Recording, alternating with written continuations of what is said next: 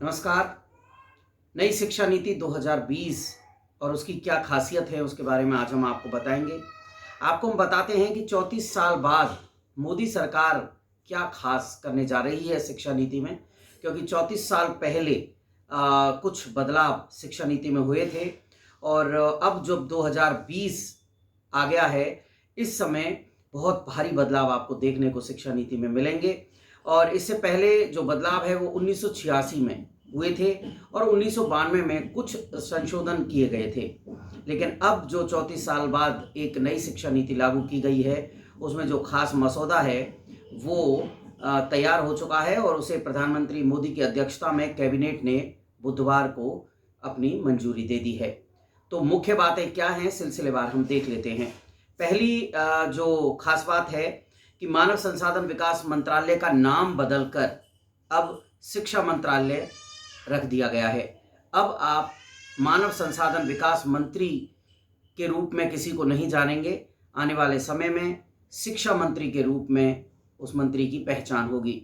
GDP का 6% शिक्षा में लगाने का जो लक्ष्य है वो अभी 4.4% है। नई शिक्षा नीति का जो लक्ष्य है वो 2030 तक 3 से 18 आयु वर्ग के प्रत्येक बच्चे को गुणवत्तापूर्ण शिक्षा प्रदान करना है। अब क्या होगा कि 6ठी क्लास में वोकेशनल कोर्स शुरू कर दिए जाएंगे। जो कोर्स 12वीं के बाद शुरू किए जाते थे, अब वो 6 क्लास से शुरू हो जाएंगे।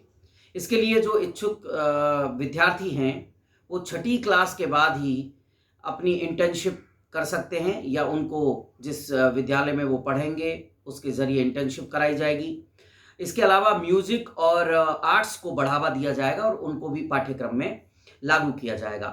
उच्च शिक्षा के लिए एक सिंगल रेगुलेटर रहेगा, लॉ एंड मेडिकल एजुकेशन को छोड़कर। यानी अब यूजीसी और एआईसीटीई समाप्त कर दिए जाएंगे और पूरे उच्च शिक्षा के लिए एक national higher education regulatory authority का गठन किया जाएगा। ये बहुत ही महत्वपूर्ण है। उच्च शिक्षा में 2035 तक 50% जीईआर यानी कि ग्रॉस एनरोलमेंट रेशियो पहुंचने का लक्ष्य है। पहली बार इस शिक्षा नीति में मल्टीपल एंट्री और एग्जिट सिस्टम लागू किया गया है।